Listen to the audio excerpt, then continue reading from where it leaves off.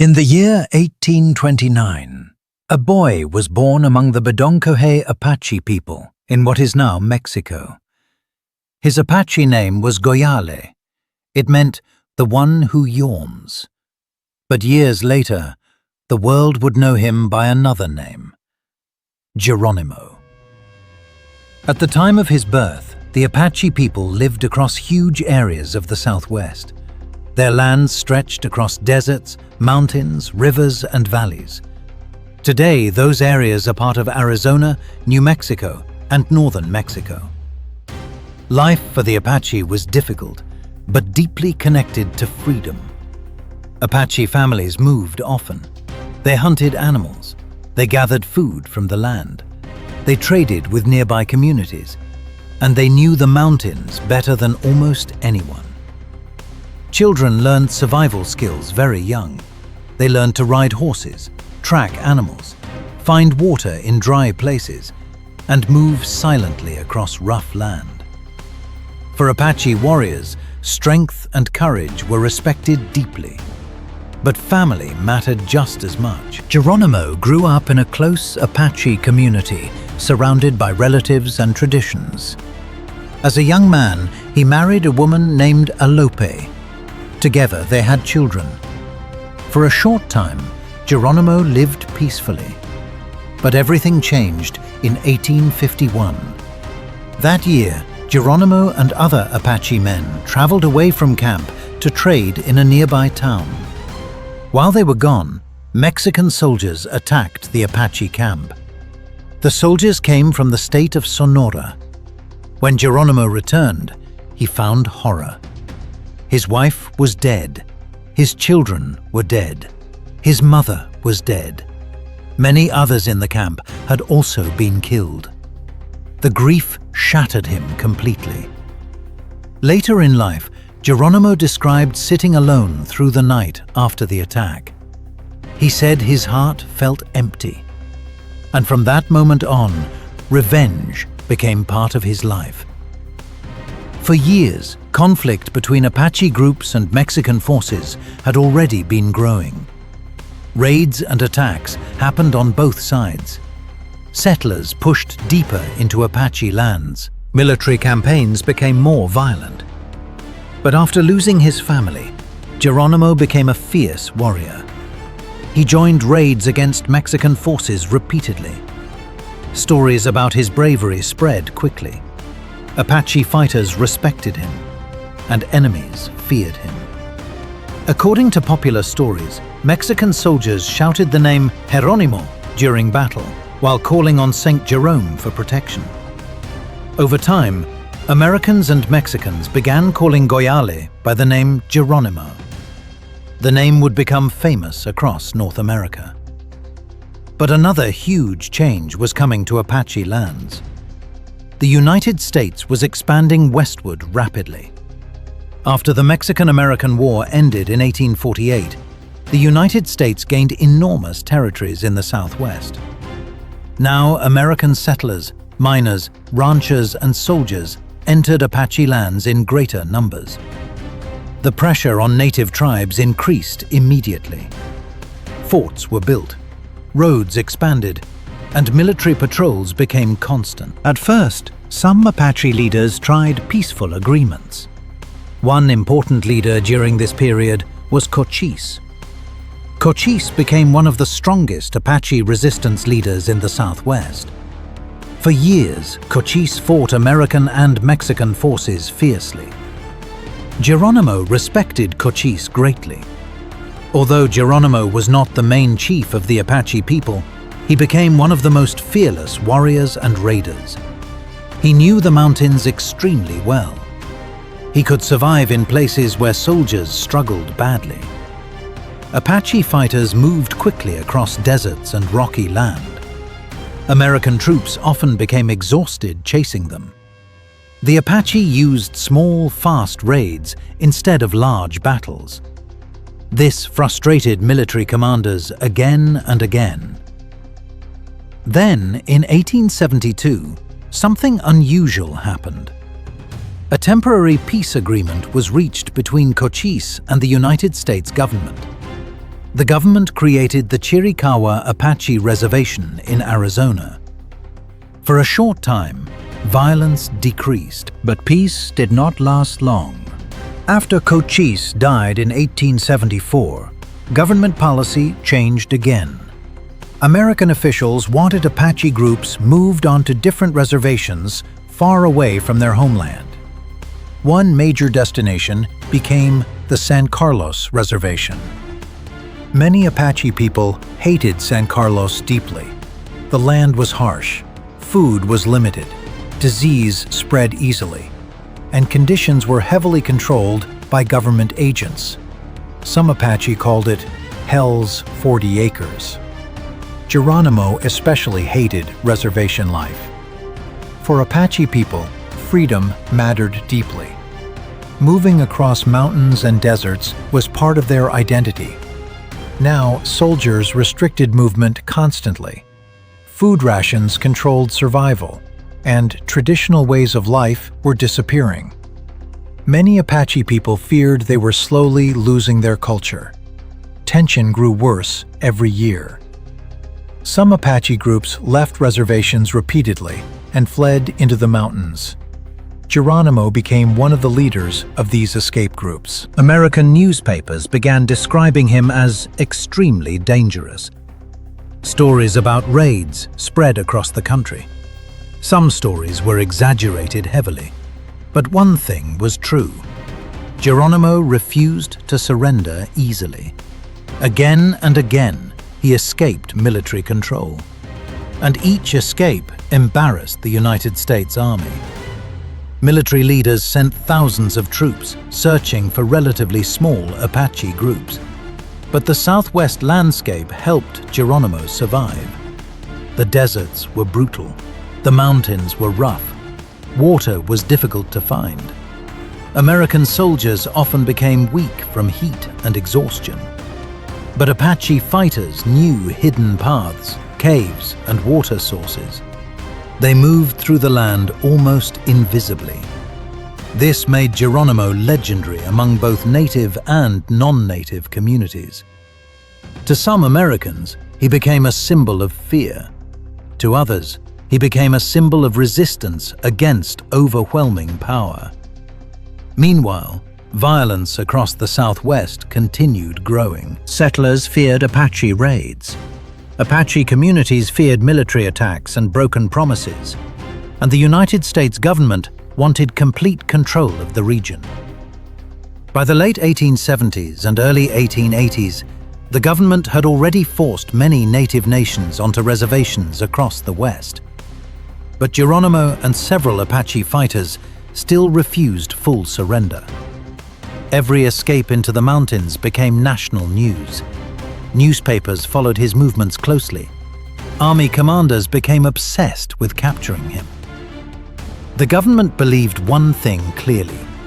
As long as Geronimo remained free, Apache resistance was not truly over. And soon, one of the most famous manhunts in American history. In the early 1880s, the United States government became determined to end Apache resistance forever. Most native nations across the West had already been forced onto reservations. American officials believed the Indian Wars were nearly over. But one problem remained. Geronimo was still free. And every time he escaped, the government looked weak. At the center of the conflict stood the San Carlos Reservation in Arizona. This reservation was crowded with different Apache groups forced together under military control. Conditions were terrible. Food was often poor. Corruption spread among government agents, and soldiers watched native families constantly. Many Apache people felt trapped. Traditional hunting and movement were restricted. Ceremonies became harder to practice openly, and disease spread quickly through overcrowded camps. Geronimo hated reservation life deeply. To him, surrender meant losing Apache freedom forever. Again and again, he fled into the mountains with followers. Sometimes the groups were small. Sometimes women and children traveled with them too. The Apache moved quickly across rough desert land that American soldiers struggled to survive in. One major military officer during this time was George Crook. Crook understood something many commanders did not. The Apache were extremely skilled fighters, and defeating them would not be easy.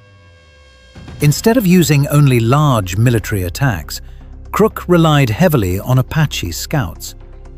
These scouts knew the terrain and could track movement better than regular soldiers. Some Apache groups worked with the US Army against Geronimo. This created painful divisions inside native communities. Families sometimes found themselves on opposite sides of the conflict. Meanwhile, Geronimo's raids continued across the borderlands of Mexico and the United States. American newspapers described him constantly. Some reports exaggerated the size of his group and the scale of attacks. Fear spread across frontier settlements. To many settlers, Geronimo became almost mythical. People imagined him appearing suddenly from mountains and vanishing again into the desert. The reality was more complicated. Geronimo's group was usually very small, often fewer than 50 warriors. But their knowledge of the land made them extremely difficult to capture. American troops sometimes chased Apache groups for weeks without success. The desert heat became deadly. Water was scarce. Horses collapsed. Soldiers became exhausted. But Apache fighters could move across mountains rapidly and survive with limited supplies. Geronimo also used surprise carefully. His groups traveled mostly at night. They avoided direct, large battles whenever possible. Instead, they relied on speed and knowledge of hidden terrain. This frustrated the army enormously. In 1882, military pressure increased heavily. General Crook launched major campaigns into the Sierra Madre Mountains of northern Mexico. These mountains became one of Geronimo's main hiding places. The region was dangerous and isolated. Deep canyons, rocky cliffs, and narrow trails made travel difficult. Even experienced soldiers struggled there. But Geronimo knew the mountains well. Again and again, he escaped. One reason Geronimo remained influential was his spiritual reputation among Apache fighters.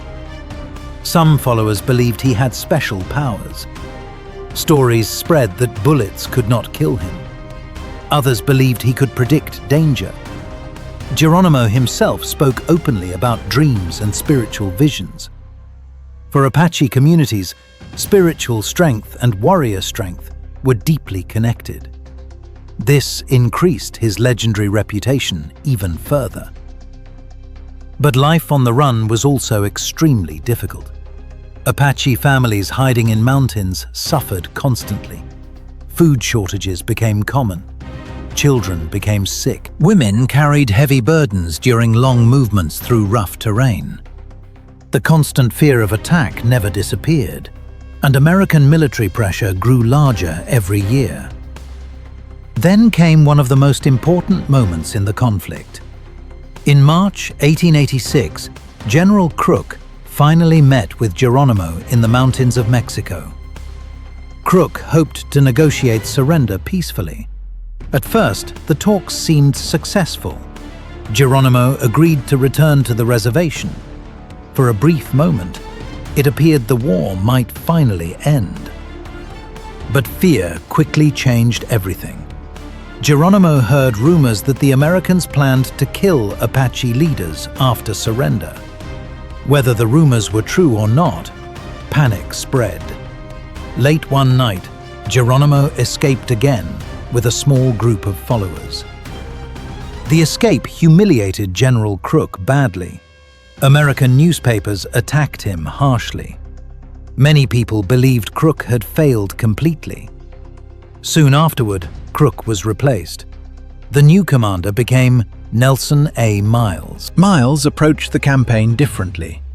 He increased military pressure enormously. Thousands of soldiers were sent across the southwest. Signal stations were placed on mountain peaks. Telegraph lines improved communication. Scouts searched constantly across Arizona and northern Mexico. At times, nearly 1/4 of the entire United States Army was involved in the hunt for Geronimo. And yet, they still struggled to catch him. This made Geronimo's legend grow even larger. Think about it. A tiny Apache group was avoiding one of the most powerful armies in the world. Newspapers across America followed every update closely. People far from the Southwest now knew Geronimo's name. Some viewed him as a dangerous outlaw.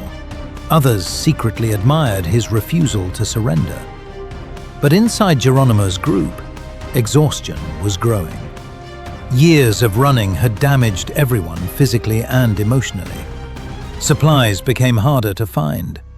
The mountains could no longer fully protect them. Apache scouts working with the army tracked movements more effectively now. And many followers wanted peace. Even Geronimo understood the situation was becoming hopeless. The United States military had endless resources. Apache escape groups did not. Still, Geronimo feared surrender deeply. He worried his people would be imprisoned or killed. And he feared Apache culture itself might disappear forever under government control. During the final months of the pursuit, small Apache groups moved constantly through mountains and deserts. Sometimes they traveled for days with little food. Women carried children across dangerous terrain. Warriors stayed alert every night, expecting attack. Every sound in the darkness brought fear. Then finally, in September 1886, the chase came to an end. Near Skeleton Canyon in Arizona Territory, Geronimo agreed to surrender to General Miles. With him were only a few remaining warriors, women and children. The final free Apache resistance group had fallen. For the United States government, it was a massive victory. Newspapers celebrated across the country. Many Americans believed the Indian Wars were finally over. But for Geronimo and the Apache people, surrender would begin another painful chapter, filled with imprisonment, loss, and betrayal. In September 1886, Geronimo finally surrendered at Skeleton Canyon in Arizona Territory.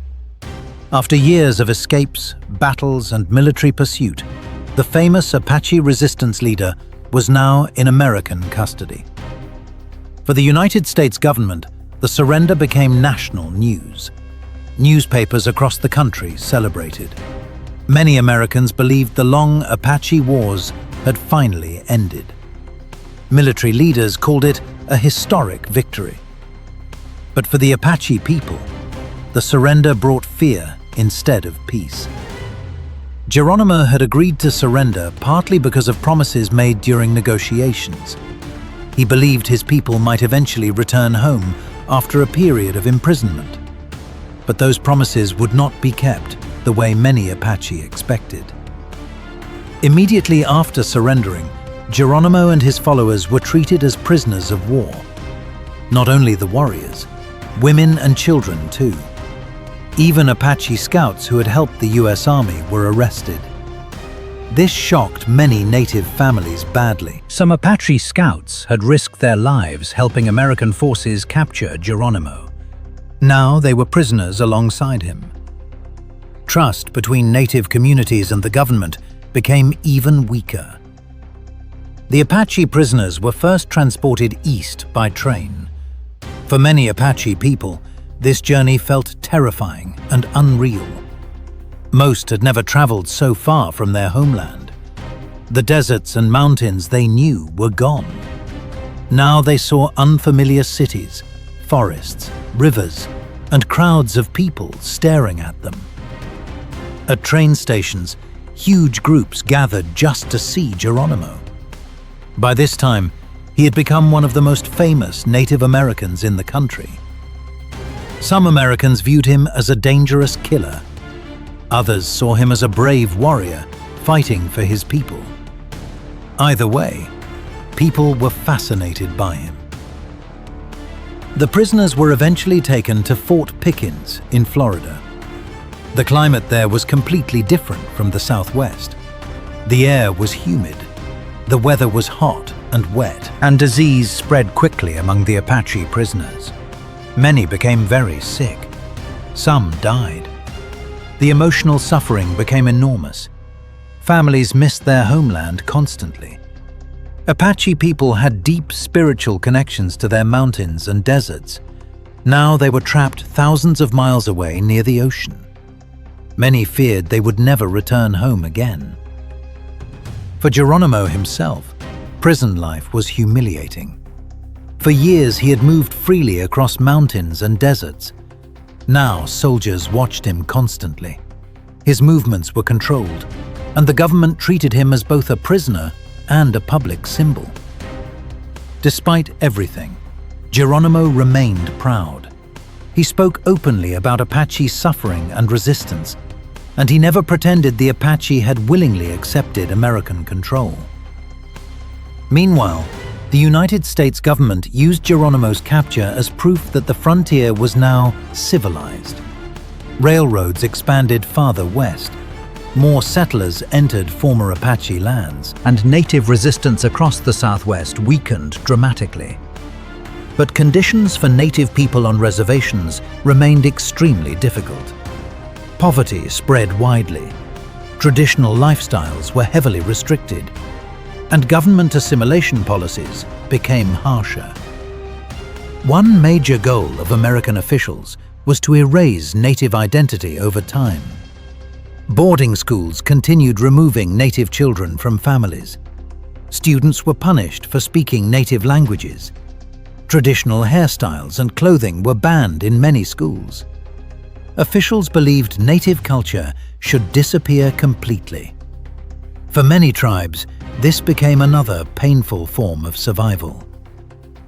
Geronimo witnessed these changes during imprisonment. He saw the world around him changing rapidly. The old Apache life was disappearing. The freedom of moving across deserts and mountains was gone. Yet Geronimo's reputation continued growing across America, strangely enough. Even though he was a prisoner, he became famous nationally. Newspapers printed stories about him constantly.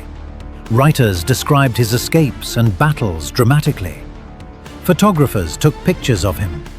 Some Americans even treated him like a celebrity. This created a strange contradiction. The government called him dangerous for years, but now the same country wanted to display him publicly.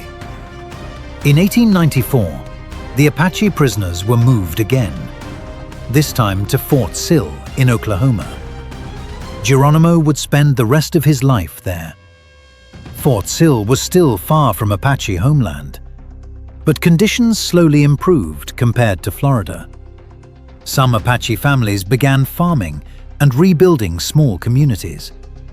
Still, they remained prisoners of war for decades.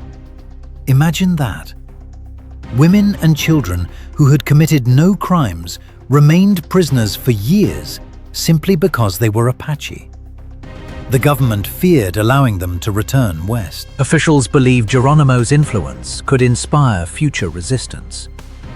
Meanwhile, Geronimo himself adapted carefully to public attention. He sold photographs of himself. He appeared at fairs and public events. People paid money to meet him. Some even asked him for autographs. For many Americans, Geronimo became a symbol of the Old West. But behind the public image, his personal feelings were more painful. He missed his homeland deeply. He missed Apache freedom. And he regretted surrendering in some ways. Later in life, Geronimo dictated his autobiography through interpreters. The book became known as Geronimo's Story of His Life.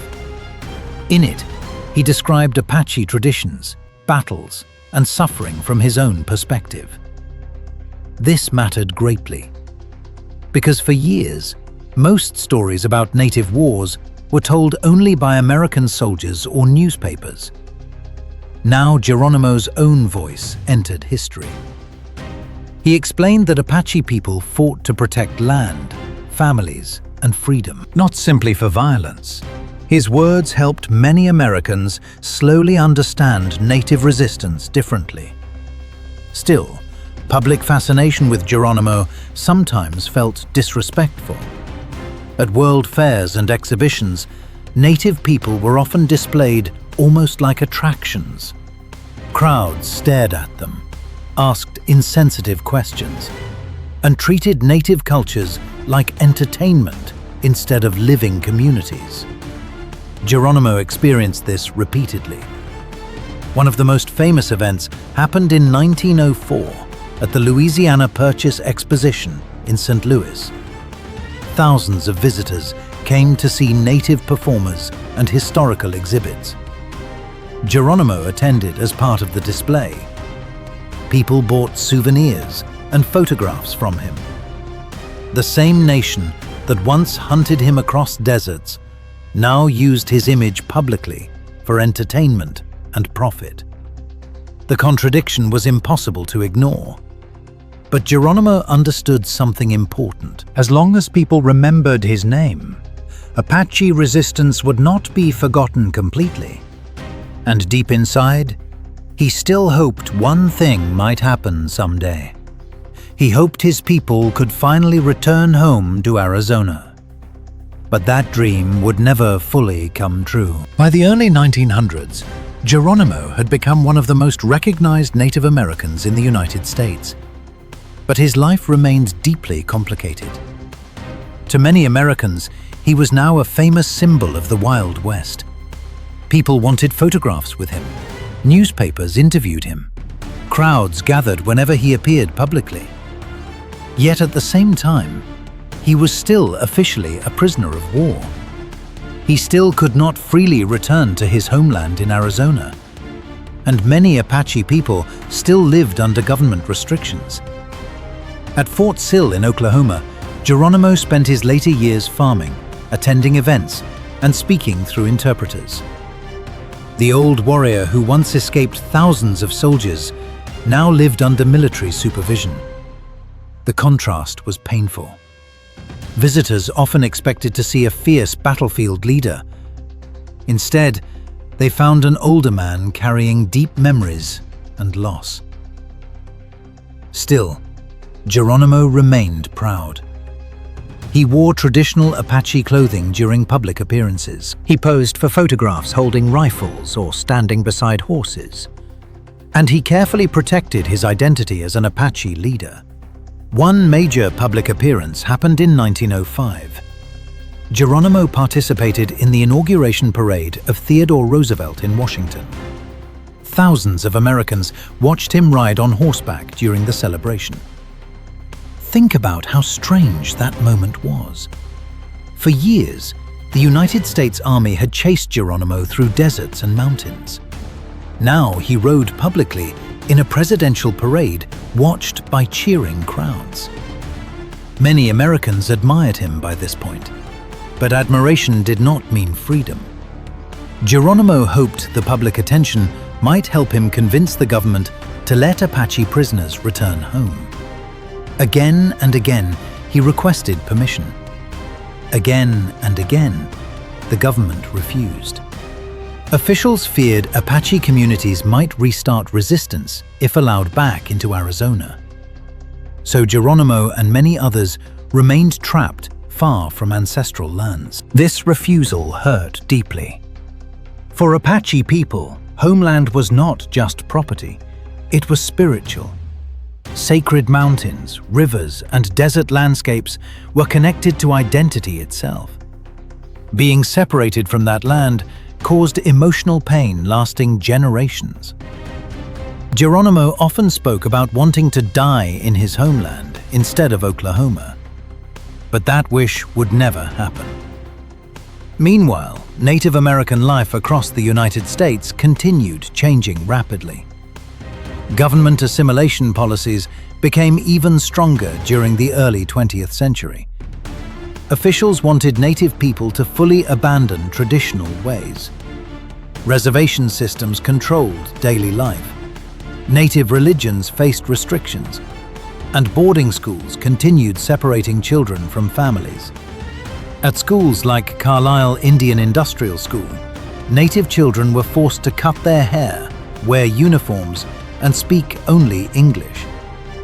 Some students experienced harsh punishments if they used Native languages. Many children felt isolated and afraid. Some never fully reconnected with their cultures afterward. For Native communities, these schools became another painful attack on identity. Geronimo saw these changes happening around him. He understood the Apache people were facing a different kind of battle now. Not only military survival, cultural survival. Would Apache language survive? Would ceremonies survive? Would younger generations remember their traditions? These questions became deeply important. Even while living as a prisoner, Geronimo tried to preserve Apache pride publicly. He attended fairs and exhibitions where people paid to hear stories about the Old West. Sometimes he sold bows, arrows, photographs, or handmade items. Crowds treated him almost like a living legend. But many visitors failed to understand the real pain behind the stories. They saw adventure. Geronimo remembered death, loss, war, and displacement. One reason Geronimo remained powerful in American memory was because he symbolized resistance. He had refused surrender for years against impossible odds. A tiny Apache group had avoided one of the strongest militaries in the world. That story fascinated Americans deeply. But Native communities viewed him differently too. For many Apache people, Geronimo represented courage and survival during a time when Native nations faced destruction. Not every Apache agreed with all his decisions. Some believed continued fighting brought more suffering. Others believed surrender became necessary eventually. But few denied his bravery. As years passed, Geronimo grew older and weaker physically. The harsh years of war and imprisonment had damaged his health. Yet he remained mentally strong.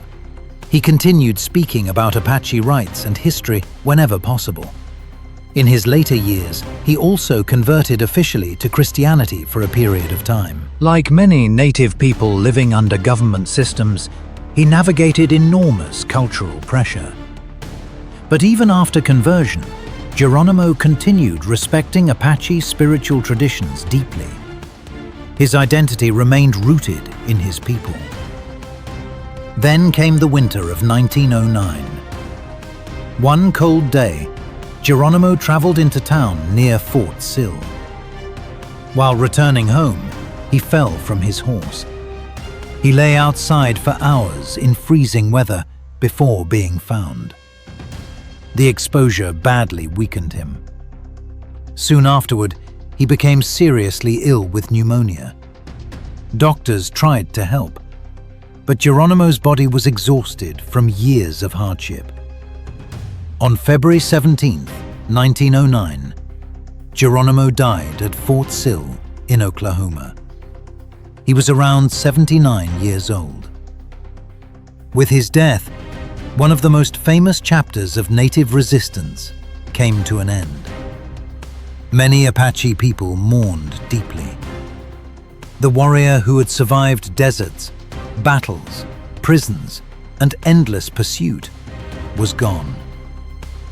But even in death, Geronimo's story did not disappear. In fact, his legend only continued growing. Books, films, newspapers, and Wild West stories spread his name across the world. Sometimes these stories exaggerated events heavily. Sometimes they misunderstood Apache history completely. But one thing remained true. Geronimo became impossible to forget. Yet behind the legend was a real human story. A man who lost his family to violence. A warrior who fought to protect freedom. A prisoner who longed to return home. And an Apache leader who watched his people struggle to survive enormous change. But the deeper truth about Geronimo's legacy would become even more important in the years after his death. Because native communities across America were beginning a new kind of fight. Not for war, but for memory, identity, and survival in a changing modern world. After Geronimo died in 1909, many Americans believed the age of native resistance was completely over. The Indian Wars had ended. Reservations controlled native communities, and the United States government believed native cultures would slowly disappear through assimilation. But history moved differently. Native nations survived, and Geronimo's name continued spreading across America and far beyond it. Over time, he became one of the most famous Native American figures in world history. His story appeared in books, newspapers, movies, and Wild West shows. Some stories called him a fearless warrior. Others described him as dangerous and violent. But many early accounts ignored something important: why he fought in the first place. Geronimo did not begin life seeking endless war. He became a resistance leader after losing his family during a brutal attack by Mexican soldiers. And later, he fought against governments that pushed Apache people from their lands and freedom. That context mattered deeply. Without it, the story became incomplete. Meanwhile, Apache communities continued rebuilding life under difficult conditions. Even after Geronimo's death, many Apache people were still far from their homeland. For years, the government refused to fully return Chiricahua Apache prisoners to Arizona. Eventually, some Apache families were allowed to settle in New Mexico and Oklahoma. But the separation from ancestral land remained painful. Still, Apache culture survived. Families continued teaching traditions quietly across generations. Elders preserved stories, ceremonies continued, and the Apache language endured despite enormous pressure from assimilation policies. This survival became one of the most powerful parts of Native American history. Because for decades, government policy had tried to erase Native identity completely. Boarding schools punished Native children for speaking their own language. Reservation systems restricted movement and traditions. Christian missionaries often pressured Native families to abandon spiritual practices. But Native communities adapted and resisted in many ways. Some resistance happened publicly. Other resistance happened quietly, inside homes and families. A grandmother teaching Apache words to grandchildren. Parents preserving songs and ceremonies secretly. Communities gathering to remember their history. These actions protected Native identity when many believed it would disappear forever. As the 20th century continued, attitudes toward Native Americans slowly began changing. More historians started studying Native perspectives seriously. Writers collected oral histories from tribal elders, and younger Native activists demanded greater rights and recognition. One important shift came during the 1960s and 1970s. Native American activism grew stronger across the United States. Organizations fought for treaty rights, religious freedom, land protection, and better living conditions. Many Native activists looked back at leaders like Geronimo as symbols of resistance and survival. Not because war itself was celebrated, but because refusing erasure mattered deeply. Geronimo's image also entered popular culture in unusual ways. His name became widely used in movies, military references, and even parachuting slang. During World War II, some American paratroopers shouted, "Geronimo!" while jumping from airplanes. The irony was striking. The same government that once hunted Geronimo now used his name as a symbol of courage. But many Native people felt uncomfortable with how his image was often commercialized or misunderstood. Because Geronimo was not simply an action hero from the Old West. He was a real Apache leader connected to painful history. His people suffered forced removal, imprisonment, and cultural attacks. Turning his story into entertainment sometimes ignored that suffering completely. Still, Geronimo's fame also helped keep Apache history visible. People remained curious about him, and that curiosity sometimes led Americans to learn more about Native history overall. Today, historians continue debating many parts of Geronimo's life. Some focus on violence during the Apache Wars. Others focus on broken treaties and military aggression by the United States and Mexico. But most historians agree on one thing. Geronimo became one of the last major native resistance leaders of the American Southwest, and his long escapes embarrassed powerful governments for years. Think about the scale of that story. Thousands of soldiers, telegraph systems, scouts, military forts, and endless pursuit across deserts and mountains, all searching for a very small Apache group fighting to survive. That reality alone helped turn Geronimo into a legend. But the emotional side of the story matters just as much. Geronimo watched his family die. He watched Apache freedom disappear slowly. He watched native children forced into boarding schools. And he spent decades as a prisoner far from home. Yet even after all of that, he never allowed the world to forget who he was. That is why many native communities still remember him today, not as a perfect man, but as a symbol of survival during one of the darkest periods in Native American history. And Geronimo's story is connected to something much larger, the story of native survival itself. Because despite centuries of war, removal, disease, massacres, and forced assimilation, native nations still exist today. Apache communities still preserve their culture. Native languages are still spoken. Ceremonies still continue. And younger generations still learn the stories of leaders like Geronimo. Across the United States, native communities now work to reclaim history in their own voices. Museums increasingly include native perspectives. Schools slowly teach more accurate history. And tribal nations continue protecting sovereignty and traditions. The story of Geronimo reminds the world that history is never simple. One side may call someone an outlaw. Another may call the same person a defender of freedom. And sometimes, the truth includes pain on every side. But one fact remains impossible to deny. Geronimo refused to disappear quietly, even after surrender, even after imprisonment, even after death.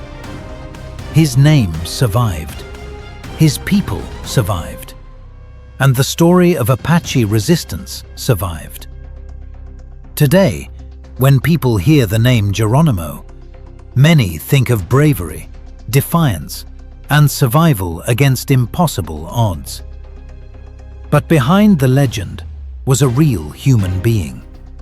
A father, a warrior, a prisoner, and one of the final native leaders who fought desperately to protect the freedom of his people before the American frontier closed forever.